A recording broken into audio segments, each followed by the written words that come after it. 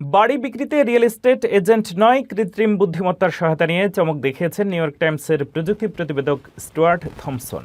যুক্তরাষ্ট্রের upstate new ইয়র্কে অবস্থিত নিজের বাড়ি বিক্রির পুরো প্রক্রিয়ায় তিনি ব্যবহার করেন গুগলের এআই চ্যাটবট জেমিনাই।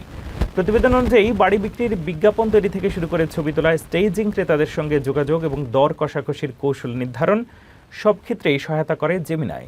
মাত্র 5 দিনের মধ্যেই বাড়িটির জন্য 3টি প্রস্তাব পান তিনি এবং সবগুলোই ছিল নির্ধারিত মূল্যের চেয়ে বেশি। শেষ পর্যন্ত $6 লাখ বেশি মূল্যে বাড়িটি বিক্রি হয়। এজেন্ট কমিশন না দেওয়ায় প্রায় $36,000 সাশ্রয় করেন থমসন।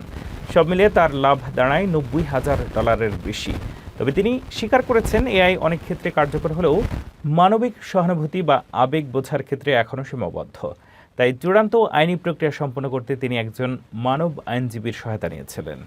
বিশেষজ্ঞদের মতে এই ঘটনা ভবিষ্যতে রিয়েল এস্টেট খাতেই এআই ব্যবহারের নতুন সম্ভাবনার ইঙ্গিত দিচ্ছে।